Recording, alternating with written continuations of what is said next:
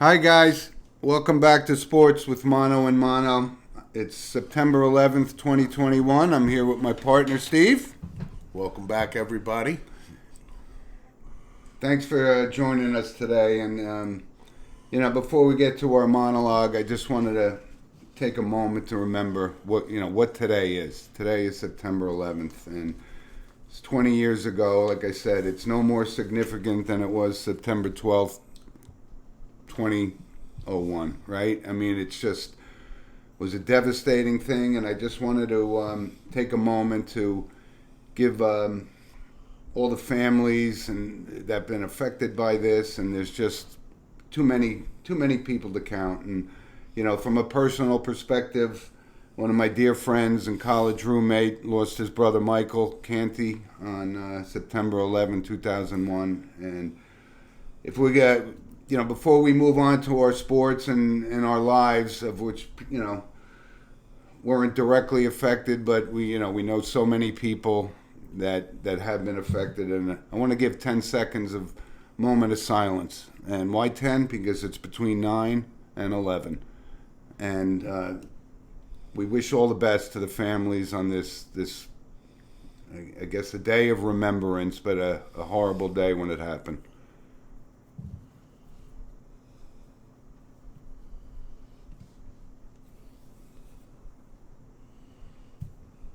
Thank you very much. And Sports with Mono and Mono. Steve, I know you feel the same way. I mean, you were there, in the area, and we could see it burning on Route 17 in Ramsey, New Jersey, and for days and weeks, and it was just a horrible day.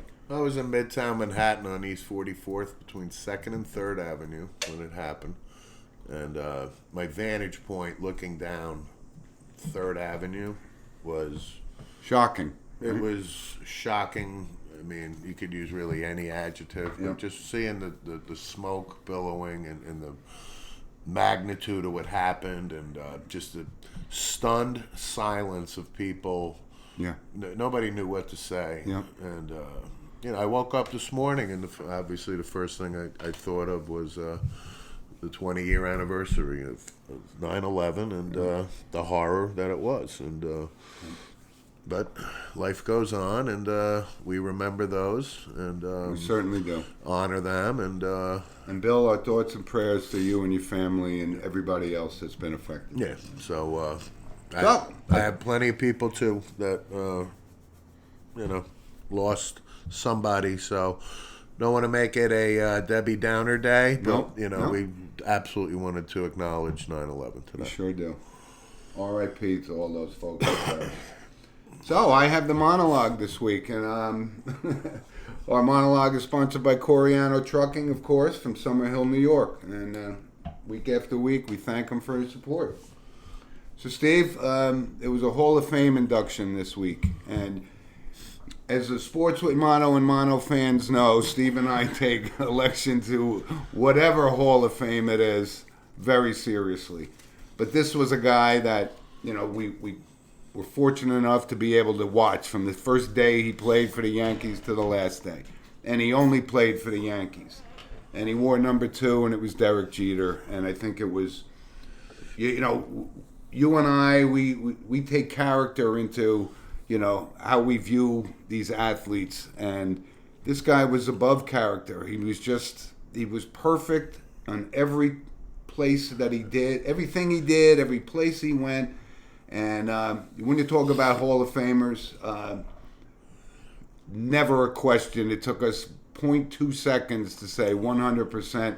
But unfortunately, some wise-ass sports writer left him off the ballot. So it must have been because Derek didn't give him an interview or something when he was hiding in the bushes or something. But anyway, from a guy you look on and off the field, and you and I don't use this term role model very lightly. And but you know what? If you're a baseball fan and you have kids, and this is a guy that you could admire. And he missed by 1 vote, which is ridiculous. But we talked about this the other night with one of your friends about when Tom Seaver was pitching and how awesome he was. Derek Jeter was just like that. Just a perfect example of an athlete and the way you should handle yourself on and off the field. Thoughts? Number 2. Right. Well, let me channel Billy Crystal doing his Fernando Lamas. Derek, his speech, he looked marvelous. I mean, right? Polished beyond Right. belief. He could have shaved, though. Right. I thought he should have shaved. Well, his wife probably liked the scrub. So, but to your point, Derek Jeter, his resume. During the week, though, A guy that actually ran out ground balls on the infield. So I read for 20 years. So I read an article about Jeter this week, specifically about the flip play at Oakland, and the fact that he was in that position to do it.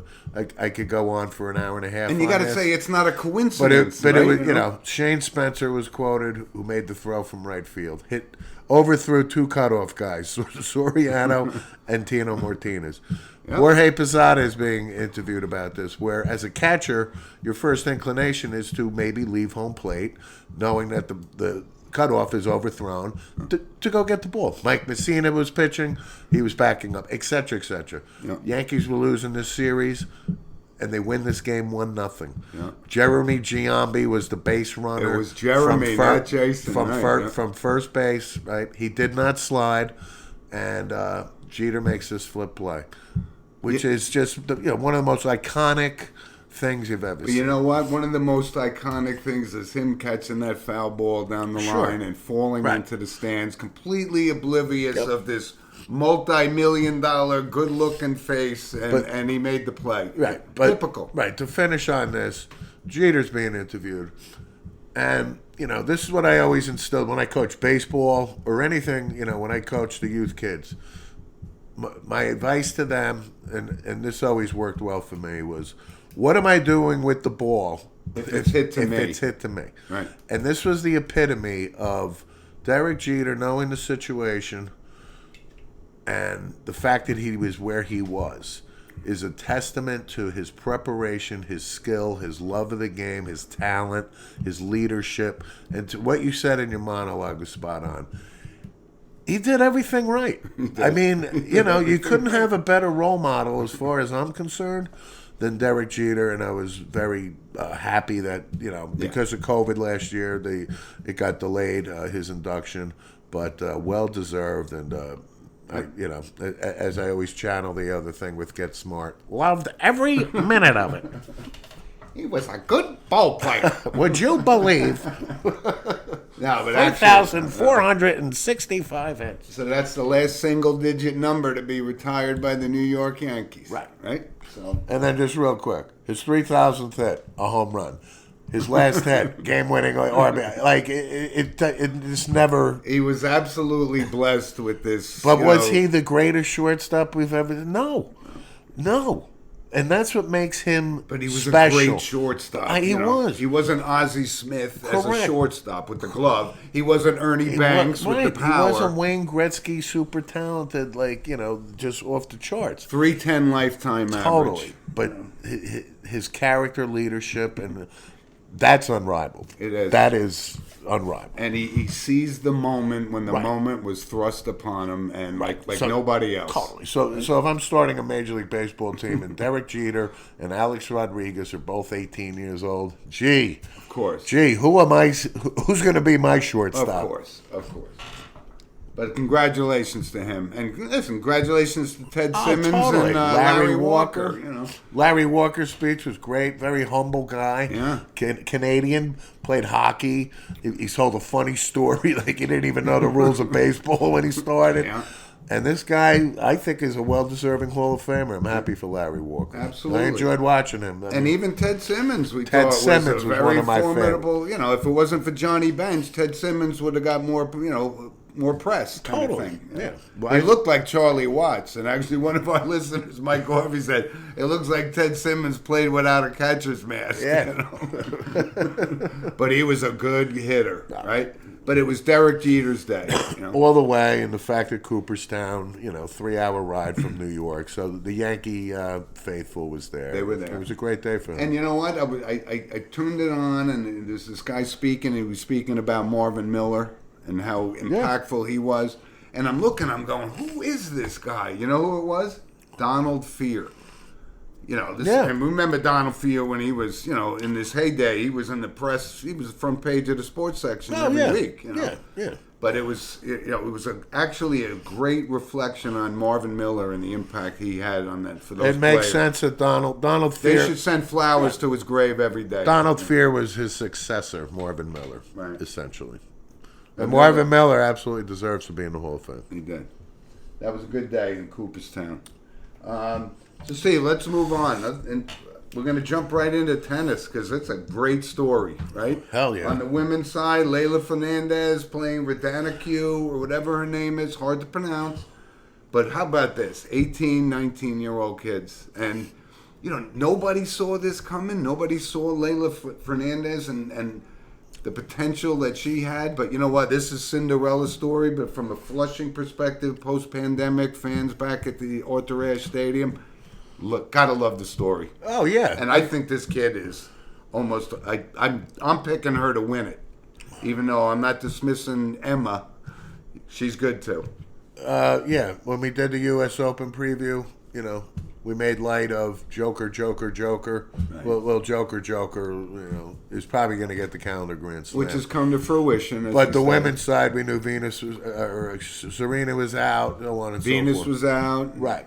But this story couldn't have played out better in front of the, you know, American crowd, the U.S. Open crowd. They love this kid. This is fantastic. Yep. You know, basically two teenagers that, you know, I think, you know, Emma was like 300 and Radanakew, I think. yeah, her I think it's pronounced it. Radanakew. But she was like 300 and ranked over 300. She was a qualifier. Leylah Fernandez. I think this is the first time. There's so many First times at the U.S. Open. nice right? backdrops about this. Yeah. I can't wait to watch the final. It's gonna be a great match. I got to think Leylah Fernandez is probably.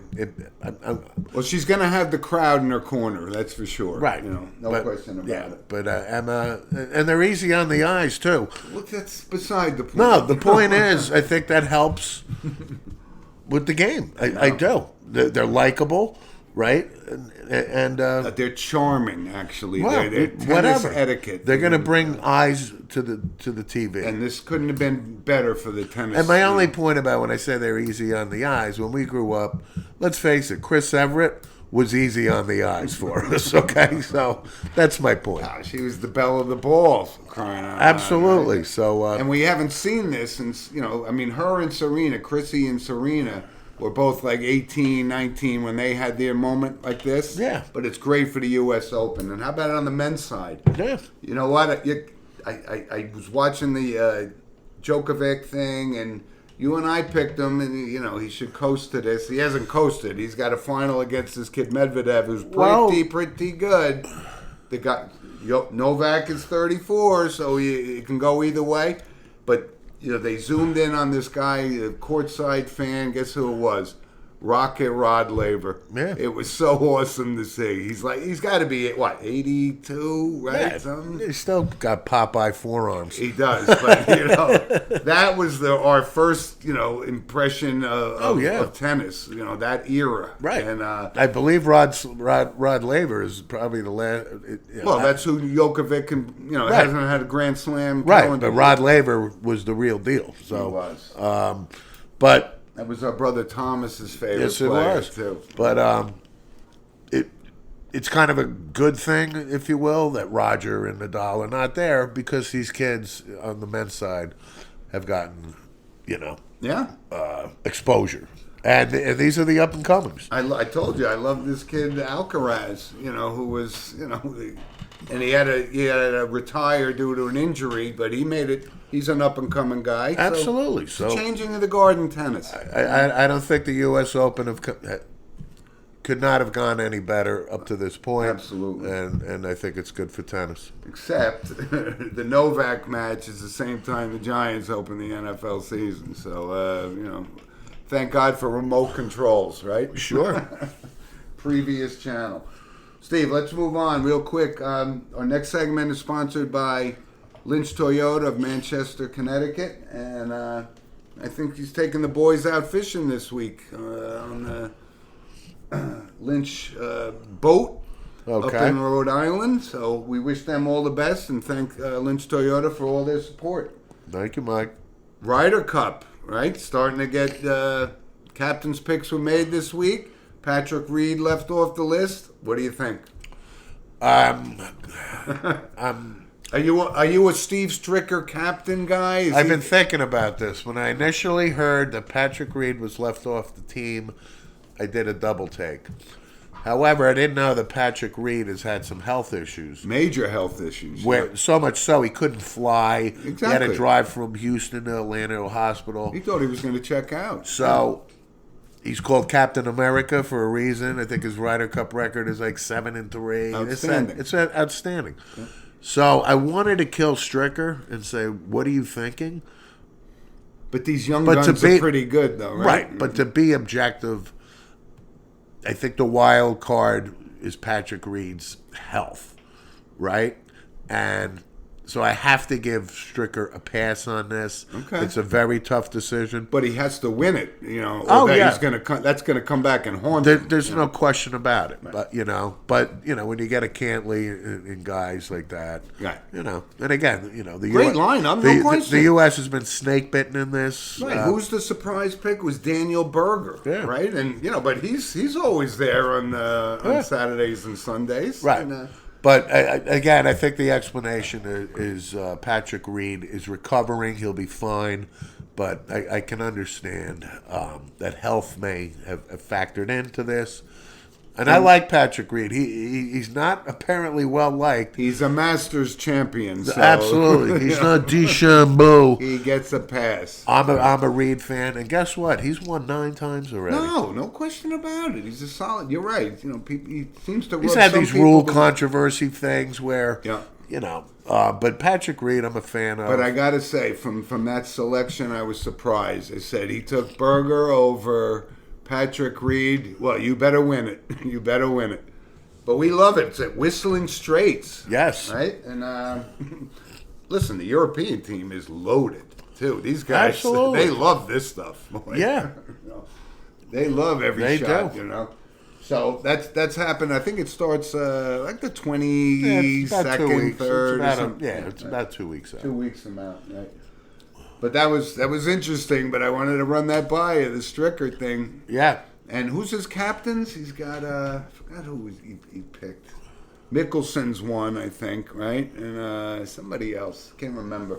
But good luck to the U.S. team because Europeans have had their number lately, right? Oh, yeah. When was the Reed thing? Was that at Brookline or something? What?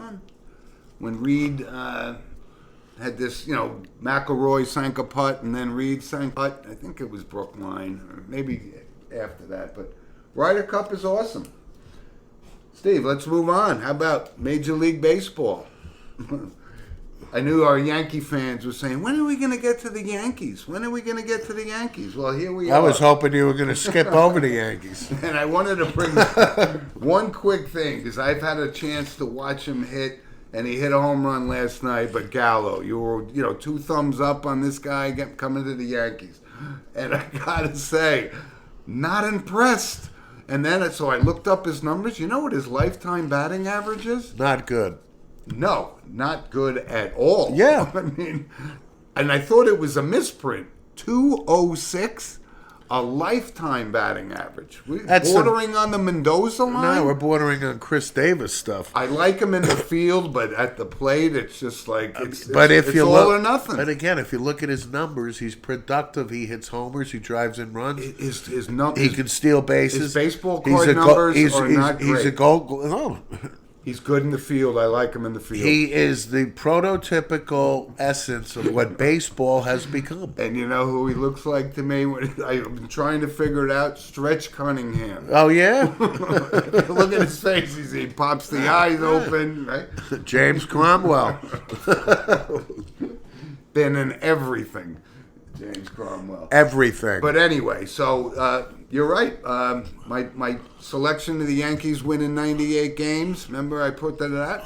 It looked pretty good when they won 13 straight. but the past 10 games, Are you making an acknowledgement now that they 98? are not going to win 98 games. Okay. Yes. Thank you. I'm conceding. Okay. Right? Why is that? because they've just seemed to have fallen It's apart. unbelievable. And I can't if I see Gardner and I see Odor and I see Sanchez in a Yankees uniform next year, I'm going to pull my eyebrows out. I agree. Because Did you see the stat against the sweep against Toronto? Toronto swept them. First time they lost a 4-game home series. Why? What was unique about it? The Yankees did not have a lead in the series, first time since 1924. Right. The 13-game win streak 3 weeks ago. It happens. It happens, but now it's unbelievable what I'm watching. They're not making the playoffs, and they got run out of Queens last night. They by, could make you the know, playoffs. I don't think so. They're trending that they're not. Toronto is showing. Listen, George Springer's been hurt all year, and now Springer's back. Right. Guerrero's got 42 homers. 100 ribbies. Rychek. These guys are. How about this kid Simeon? He's a Bo, free Bo, agent. Bo Bichette. Not bad. Yeah, they're loaded. That's Not why bad. I don't think they're making the playoffs. And the Mets are done from a playoff perspective. We know that. But they last night, and it's, today's going to be a very emotional game. Remember 9/11 and the Yankees and the Mets and the Piazza home run and so forth. But like I said, the Mets they had their chance. It's just they haven't come through, so they're out of the playoffs. But the playoff system in baseball, I like it. The one and done and the wild card. So there's a lot of teams. You know what? Here's the sleeper, I think, in the National League: the Reds. For some reason, I seem to like the Reds. The Reds have been very under the radar, playing good. Yeah. Joey Votto, Nick Castellanos. That's a pretty Could good win a one. batting title, Castellanos. That's a pretty good 1-2 punch. Yeah. And it's been a long time, man. Probably since Lou Piniella and that team won it in '90, beat the A's. Yeah. The drought has been every bit of 31 years. But This is you for and the I- big red machine we're You talking and I about. have a fondness for the Big Red Machine, and We had a respect for the big red machine. They were awesome. They were, Yeah. And we saw them in their heyday. Like we said, we were at the World Series game and saw Johnny Bench hit a home run. Yep. And Johnny Bench, by the way, came down with COVID. Couldn't make the Hall of Fame. But you can put up that 75-76 Reds team with just about anybody Absolutely. in the history of the game. Yeah, they won back-to-back, right? And we saw them in, 76? I Yep. think Thurman Munson hit a home run that game. 75, of course, was the Red Sox-Reds World Series. Yeah, Carlton So, Fist then. yeah. Burning Carbo. Yeah. Sparky Anderson's hair was still white. Yeah, I know. It wasn't as white as It was you know. white. It was white when he was 14. Yeah. Hey, so baseball's, starting up for the playoff run. So, Steve, how about the NFL? You Cowboys on opening night. What was your impression? I was encouraged. Okay. Going in. Could have Listen, won the game. no, we couldn't.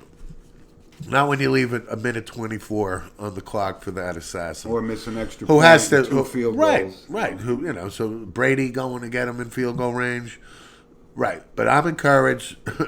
Dak, 58 attempts, 403 yards, 3 touchdowns. Yeah, had a good game. I'll take it. He's But back. Now the other concerning thing is somebody asked me this question is, well, you've been talking about Elliott coming into shape and blah blah blah. So Elliott had, I believe, 11 carries. For what, 33 yards. Right, yeah. And then my point was, I said, you know what? I think because they were playing Brady and the Super Bowl champs and all this other stuff, I think they had to throw the ball the way they did just to keep up. And Dak did not disappoint. Is Zeke Elliott still a premier running back in your eyes in this league?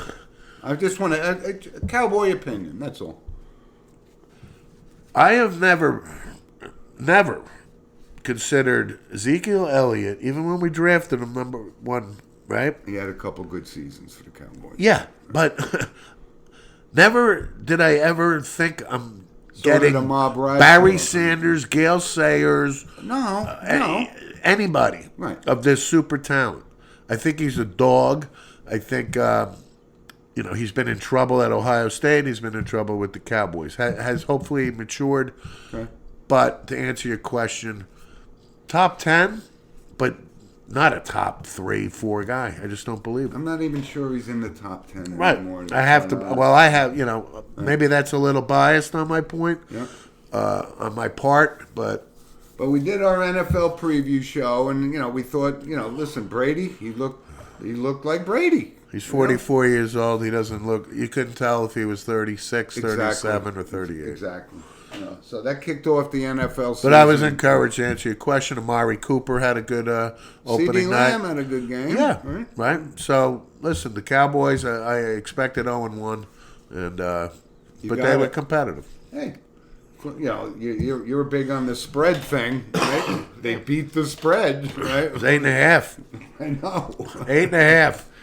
I think the bookies took a bath on that I one. would hope so. Yeah, me too. I took the over, and I won. It was Draft queens. 51.5.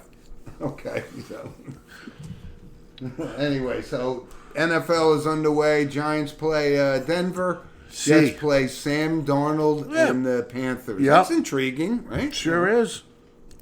What's your thoughts on that? So we're going to give a couple of picks here.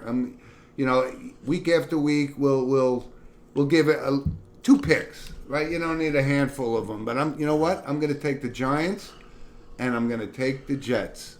Those are my 2 picks. Because I just don't think they're going to let Sam Darnold beat them on opening day. And I think the Giants, it's going to be Saquon's coming back party.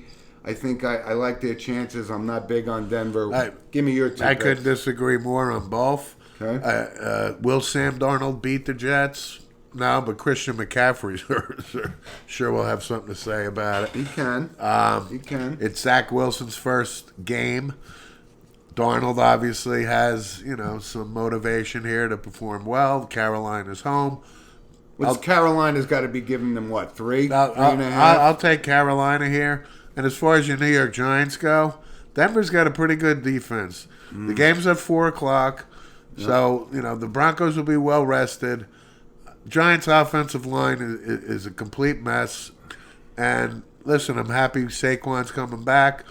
But if it goes the way I think it's going to go, I think Denver will pressure Daniel Jones. Daniel Jones is a fumbler. I think Daniel Jones will probably throw a pick or 2. Okay.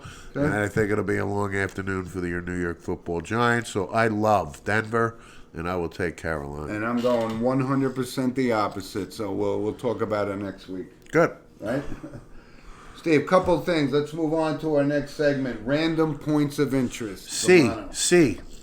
How about this? Clinton Portis, right? Former star running back, pleads guilty to health fraud and ripping off his own union. How about that? Yeah. Well, thanks. He's not alone. There's a couple other guys that are getting sent to the can, too. Yeah, But thanks, Clinton, for making everybody's health insurance go up.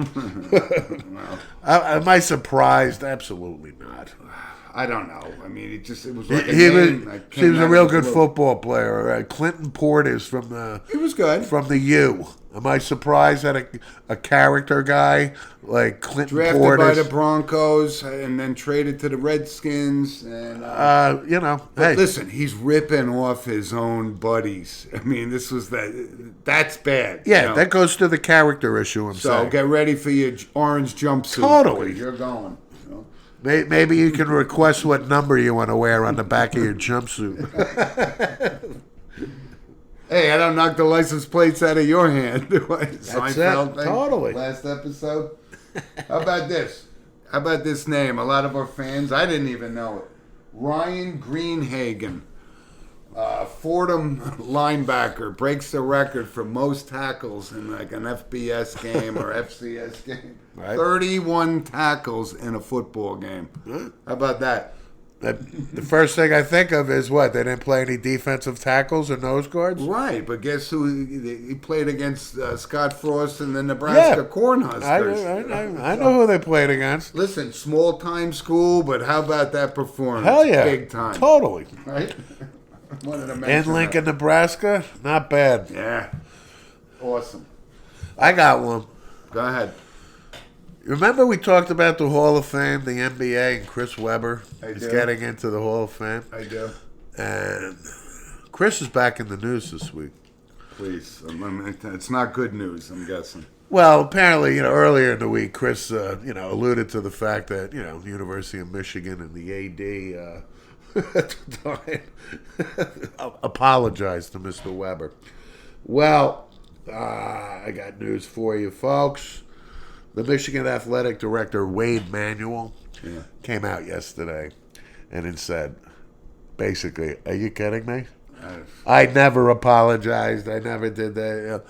My only point is, I don't know Wade Manuel. I can't tell you anything about Wade Manuel. What I can tell you is about Chris Webber, and I will take Wade Manuel's version 150% And go to the bank and with go it. to the bank with it. Gotcha. Chris Webber. Forever in our lore from The greatest timeout I've ever seen in the history of sports. timeout that wasn't. Right? The best timeout I've ever seen. Hey, funny you brought that basketball up. I wanted to give a shout out to Herb McGee. Herbie. And you say, who's Herb McGee? He's 80 years old. Philadelphia University, your daughter's alma mater. That's right. D3? Trails only Mike Krzyzewski. I've heard of him. All-time wins. I've heard of him. It's 2 or 3. I think it's Division 2, actually. It might be two. Right, but he's been there forever. Now it's actually known as Jefferson University. Well, we're going to have to changed the name. change that because, Jefferson. Yep. But how about that record, though? I mean, he's been Oh, at yeah. the same school for forever and only trails Coach K and wins. Yeah. Pretty good. Absolutely. And another, I guess seems to be a hoop theme on Random Points. How about this? I saw this Cedric Sabalas. Was a good basketball player. Certainly was. And Phoenix Suns. Phoenix Suns, and he's suffering from a bad case of this COVID thing. And we talked about this. There hasn't been prominent athletes that have succumbed to it or something. But here's a guy, and he was a good ball player. He's battling this thing. So week after week, we say this COVID's not done. COVID's not done. No, it's not done. Remember him though? Sabalas? Oh, absolutely. Good player. I wish him well. I mean, Cedric Sabalas was. I think he made the. I know for a fact he was an all-star. Oh, absolutely, 4-time All-Star. Yeah. So we wish him all the best. Yeah, but like I said, this COVID thing, it's peaking and valleying and Right. peaking and valleying. Zach Martin on the Cowboys misses the game. Why? Because he got COVID. Yep, So this is not over. yep. So anyway, how about Lyle Collins from the Dallas Cowboys? 5-game suspension. Yep. But here's the twist, which I don't get. It'll come out. He didn't fail a drug test, but there's something else. So what does that mean? What could that possibly mean? Well, let me tell you a little bit about Lyle Collins. It's kind of uncanny about this guy. He was the most highly rated, like one of the highest rated offensive linemen to come out of LSU. I think he came out early. He got caught up. He got accused of being involved with like a murder or something, a family member. Hanging out with the wrong crowd. Right, but he was completely exonerated and had nothing to do with it. Yeah. So, Of course. but here we are again, that Lyle Collins is involved in a quote-unquote another situation. So there's a but, popcorn trail. Something. right. So am I surprised when I hear Lyle Collins is involved with something? I can't say this guy is a bad dude. I can't. But Is he a good football player? that's what I was going to end with. Thank you for your services. Take care. Good night, everybody. Bye-bye. Drop the mic. Good luck finding a job. You know what? The New York Giants need some offensive line help. Don't Lyle. even joke. We don't need that baggage. I'm running the team. I don't need this. I don't need it. I haven't won a Super Bowl in 25 years, Lyle, okay? I cannot win one for 26 years, with or without you. I just thought the caveat there was he didn't fail a test, but there's something else. Well, something else is what you're talking about. Exactly, so. Unfortunately, we move into our last segment, notable passing. Well, before we do that, I wanted to just quickly comment on the opening. Like you touched on the kid with the tackles at Fordham. That Florida... Ryan Greenhagen. But the Florida State Notre Dame game, to me was awesome. I enjoyed it so much. Jack Cohn I'm glad you brought this looked up. outstanding. Yeah. And you know what? This Michael Mayer, tight end at Notre Dame. He's the real deal. Oh my God! So hopefully, He's Ken McAfee from 30 well, years hopefully ago. in another year, the Dallas Cowboys with their first round pick select Michael. tight end Michael Mayer from University of Notre Dame. That was a great game. It was awesome. Great game. And listen, here, what's the game of the day? Today is Oregon, Ohio State. And again, I can't be more impressed with the game Luke Whippler, starting center for the Buckeyes, had against, Yep. and they win the game against Minnesota, and now they're playing Oregon. But this, Heisman Trophy guy, Thibodeau from Oregon, got injured, but he may not be a He's factor. a defensive guy. It's like Hugh Green back at Pitt.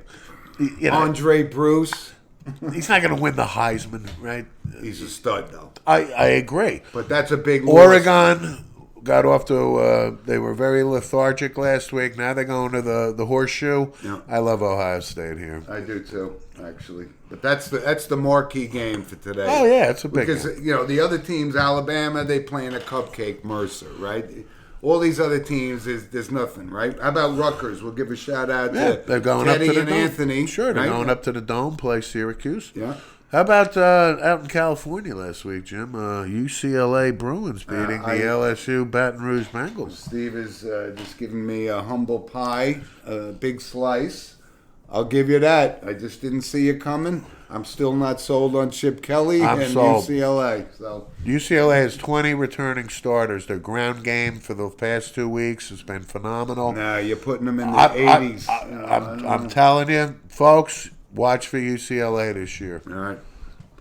You're right. I knew you were going to bring it up. I had too. to. Of course. Well, you better be prepared. You gave me a lot of static. Is that where this show's going? No, I'm just saying. You gave me a lot of static. And I do put my hands up and surrender.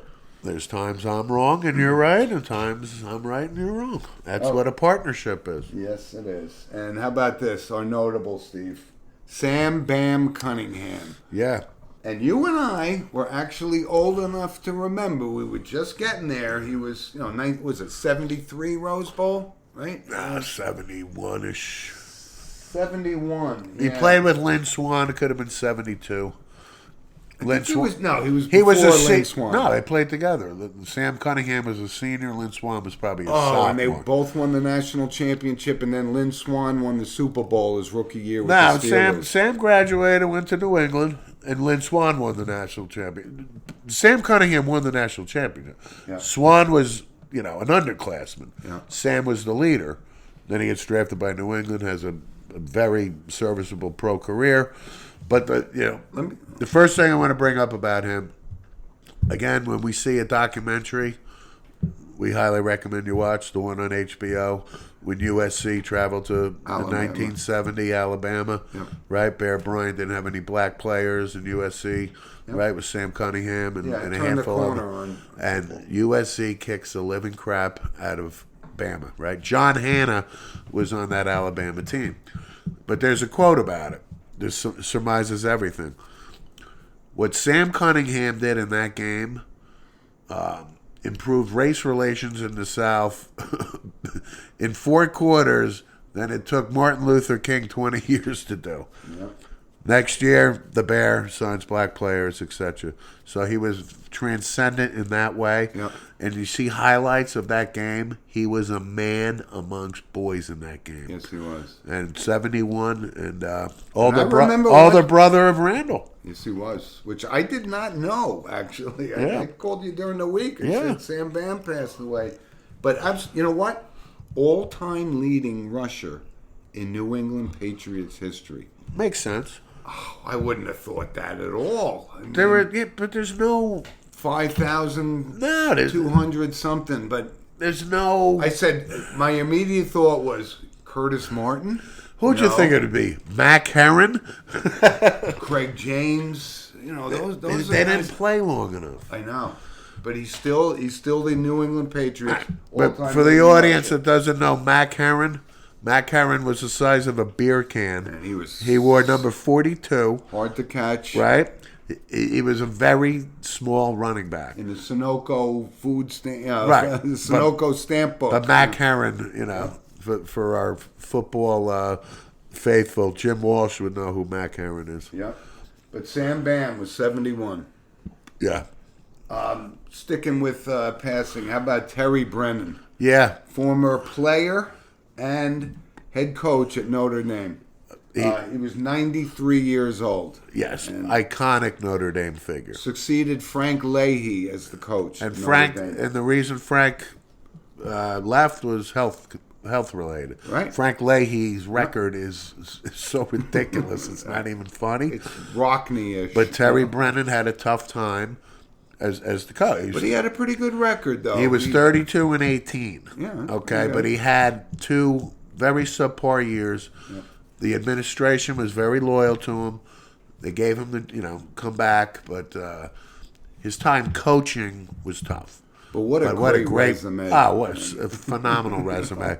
And you know what? What was he, 93? 93? Yeah. X amount of kids, 25 grandkids, and I think I saw he's got like 35 great kids, that type of thing. Terry Brennan was he was a good college player, and he had an opportunity to play in the NFL, and he decided to go coach high school. That's correct. And that was the story here.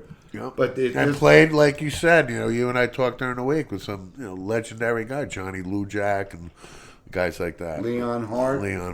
Yep. Yeah. But I also want to, from a notable passings perspective, Steve, and it ties to Terry Brennan, because Walter Godhouse. And Walter was a teammate on the 1946 Notre Dame national champion with Terry Brennan. Okay. And I met Walter a couple times. He's actually the father-in-law of a dear friend of mine, Eric, from Pennsylvania. And I had an opportunity, and when I saw that Terry Brennan passed away, I texted Eric, and I said, your father-in-law's teammate, Terry Brennan, passed away, and he notified me, he said, Walter passed away in June as well. Yeah. 94 years old. Right. But I met him a couple times, and I sat there, and we talked, and he goes, how do you know that Leon Hart was on that team? How do you know that Johnny Lujack was on the team? And you said, of course, because you have a little brother that informs you of all this stuff. Of course I said that. But the thing about that season, it was a bunch of guys that had just gotten out of the war. These were veterans, right? So they came and they won this national championship, and I had the honor of hanging out and talking Notre Dame football with Walter Godhouse. Right. A couple of times. My first question to Walter would have been, so Walter, your junior year at Notre Dame, what were you, 28, 29? I'm kidding. Because they were in the war.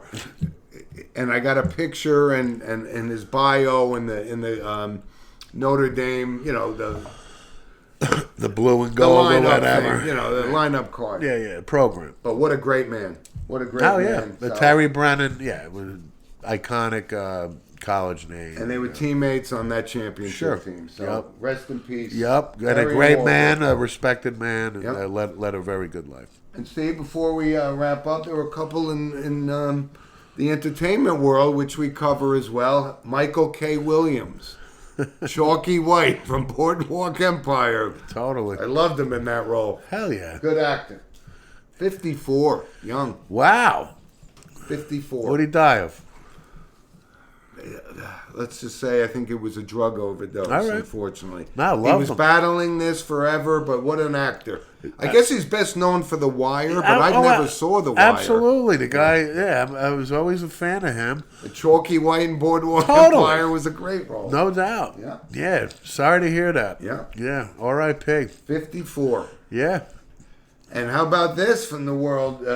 Willard Scott, right? From, what? Weatherman of the Today Show for like 40 years. Totally. Some days he wore his toupee, some days he didn't. It depended on his mood. Yeah. But he started the Smuckers Today Show thing, shouting out 100-year-old birthdays, which is kind of cool. Yeah. But he was quite a character. And I kind of put him in like the Regis Philbin, area. He was everywhere. Everywhere. Yeah. I can't say anything bad about Willard Scott. 94. I mean, Willard Scott. He was a character. Yeah. That's all. Right. But he was a character on national television for 40 years. God bless him. Right. Yeah, Willard Scott. Yeah, when you hear the name Willard Scott, you know who it is, right?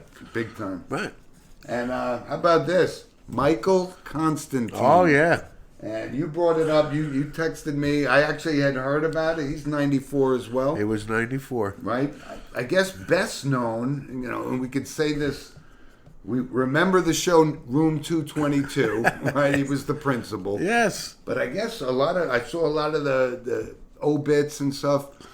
He was the father in My Greek Wedding, which is the all-time money earner comedy. My daughter's Greek Wedding, something along those lines. So he played, the father character, and the love interest of his daughter was not Greek, and I've actually never saw the movie. Michael Constantine, good actor, totally was in 1,000 things. Sure, Untouchables. Right. So Jim and I are huge Untouchable fans, right? We are. With the Robert Stack black and white series. Sundays all day. Totally.